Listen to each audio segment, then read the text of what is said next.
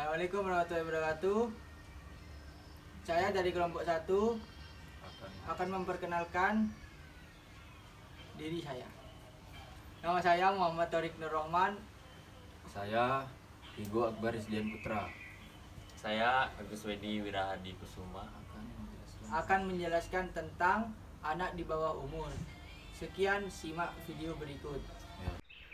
Latar belakang permasalahan. Anak merupakan orang yang berusia di bawah umur atau orang yang belum dewasa. Dalam dirinya melekat harkat dan martabat manusia seutuhnya yang patut dijunjung tinggi. Namun anak pun bisa dikatakan sebagai orang yang lemah akan haknya karena di usia yang sangat muda haknya kurang diperhatikan, di mana haknya yang terkait dengan harkat dan martabat harus mendapatkan hak tersebut tanpa yang bersangkutan memintanya terlebih dahulu. Dengan ini rentan menjadi korban di sekitarnya, baik menjadi korban eksploitasi, prostitusi, dan pornografi anak-anak. Bahkan seorang anak pun yang masih usia yang sangat muda terjun langsung melakukan pekerjaan, dan anak menganggap melakukan pekerjaan merupakan suatu hal yang sudah layak bagi anak demi mendapatkan upah tanpa memikir perlindungan hukum dan profesi pekerja anak tersebut. Padahal anak sebagai generasi penerus bangsa diperlukan perlindungan hukum untuk anak yang berbeda dari orang dewasa dikarenakan alasan fisik dan mental. Anak yang belum dewasa dan matang untuk menghadapi dunia luar. Dan ini Majelis Umum Perserikatan Bangsa-Bangsa mengadopsi Konvensi ILO Perlindungan Anak nomor 138 dan 182 sebagai konvensi internasional, serta diawasi oleh Komite Hak-Hak Anak PBB dan menjalankan sesuai hukum internasional dan mulai berlaku pada tanggal 2 September 1990. Pemerintah Indonesia meratifikasi 2 konvensi hak-hak melalui keputusan Presiden nomor 36 tahun 1990 yang mengemukakan tentang ketentuan-ketentuan dan prinsip umum perlindungan anak meliputi non-diskriminasi, kepentingan terbaik anak, kelangsungan hidup dan tumbuh kembang, dan menghargai partisipasi anak. Berdasarkan Undang-Undang Nomor 39 Tahun 1999 tentang hak asasi manusia, anak memiliki hak meliputi hak hidup, hak atas suatu nama, hak atas kewarganegaraan, hak anak cacat, hak untuk beribadah, hak untuk mengetahui asal-usulnya, dan hak untuk dipelihara orang tuanya. Hak atas untuk dipelihara orang tuanya, atas keadilan dan bantuan hukum bagi anak yang melakukan tindak pidana, hak untuk tidak berpisah dengan orang tuanya, hak atas pendidikan dan informasi, hak atas istirahat dan rekreasi, hak atas kesehatan, hak untuk tidak dilibatkan pada waktu perang, dan berhak untuk merasakan kedamaian, serta hak untuk tidak dieksploitasi. B. Perumusan masalah. Beberapa perumusan masalah yang akan menjadi fokus dalam penelitian ini berdasarkan latar belakang di atas bagi berikut. 1. Bagaimana kedudukan terhadap pekerja anak yang berprofesi sebagai artis berdasarkan Undang-Undang Nomor 13 Tahun 2003 tentang Ketenagakerjaan. 2. Bagaimana akibat hukumnya apabila suatu perjanjian kerja dibuat oleh artis anak dan perlindungan hukum terhadap pekerja anak. C. Tujuan penelitian ini yaitu untuk memperoleh pemahaman yang lebih mendalam mengenai profesi artis bagi anak yang ditinjau dari aspek hukum ketenagakerjaan Indonesia. D. Manfaat untuk mengetahui kehidupan terhadap pekerja anak yang berprofesi sebagai artis berdasarkan hukum ketenagakerjaan Indonesia, dan untuk mengetahui akibat hukum apabila suatu perjanjian kerja dibuat oleh artis anak, dan untuk memahami perlindungan hukum terhadap pekerja anak. Bab 2. Tinjauan pustaka. A. Tinjauan umum mengenai pengertian anak. Anak merupakan seorang yang dilahirkan dari sebuah hubungan antara pria dan wanita. Hubungan antara pria dan wanita ini jika terikat dalam suatu ikatan perkawinan, lazimnya disebut sebagai suami istri. Ditinjau dari aspek yuridis, maka pengertian anak di mata hukum positif di Indonesia lazim diartikan sebagai orang yang belum dewasa, orang yang di bawah umur atau keadaan di bawah umur, atau kerap juga disebut sebagai anak yang di bawah pengawasan Kitab Undang-Undang Hukum Perdata. Memberi batasan mengenai pengertian anak atau orang yang belum dewasa adalah yang dinyatakan dalam pasal 330 yang berbunyi, belum dewasa adalah mereka yang belum mencapai umur genap 21 tahun dan tidak lebih dahulu kawin. Undang-Undang Republik Indonesia Nomor 4 Tahun 1979 tentang Kesejahteraan Anak pasal 1 angka 2 menyebutkan bahwa anak adalah seorang yang belum mencapai umur 21 tahun dan belum pernah kawin. B. Tinjauan umum mengenai hak-hak anak. Menurut kodrat alam, manusia selalu hidup bersama, berkelompok. Aristoteles menyatakan dalam ajarannya bahwa manusia adalah zoom volition, artinya bahwa manusia itu sebagai makhluk pada dasarnya selalu ingin bergaul dan berkumpul dengan sesama manusia lainnya. Oleh karena sifat yang suka bergaul satu sama lain, maka manusia disebut makhluk sosial.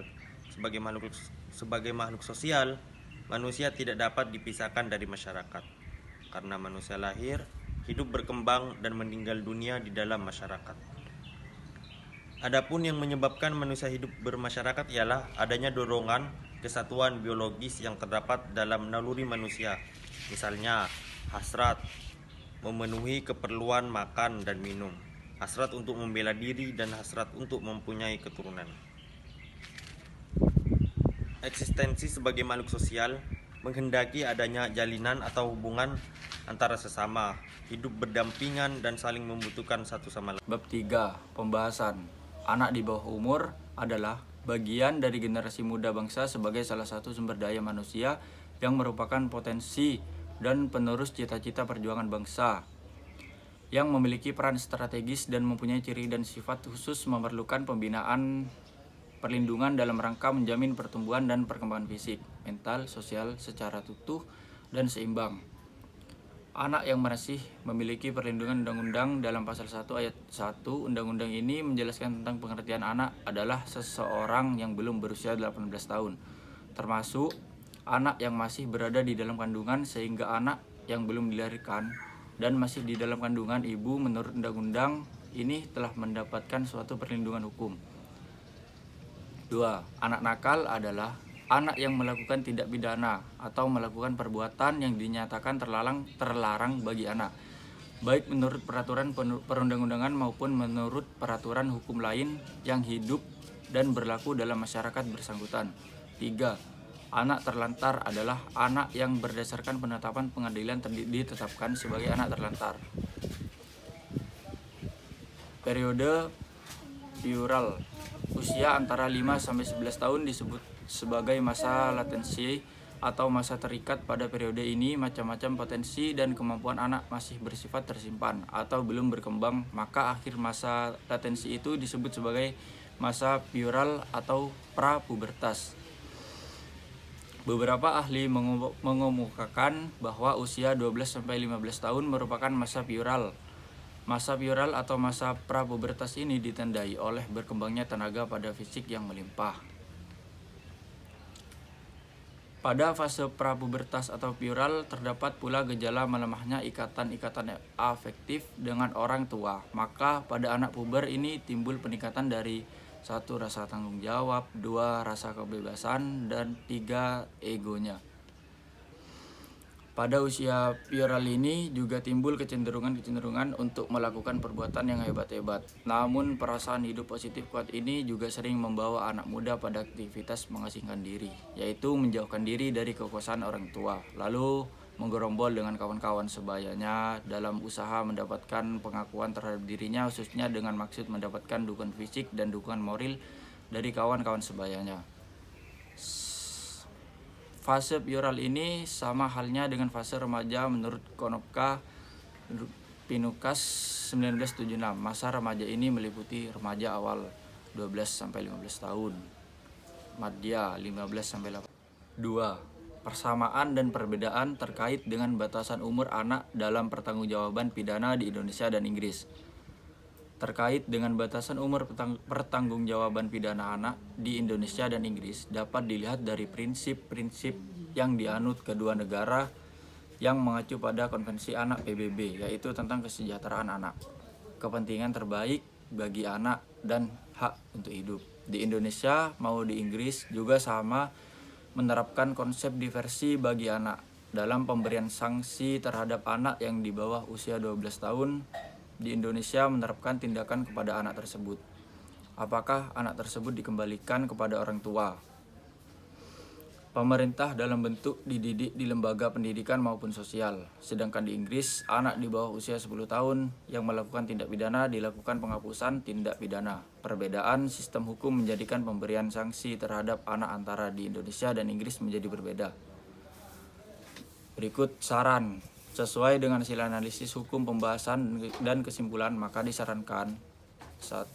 Perlunya penerapan yang baik dan sesuai dalam pemberikan sanksi terhadap anak sesuai dengan undang-undang yang mengatur di mana sebaiknya anak tidak langsung diproses dengan jalur hukum, melainkan diberikan hak restoratif justice dan diversi sebagai langkah pertama dalam penerapan hukumnya.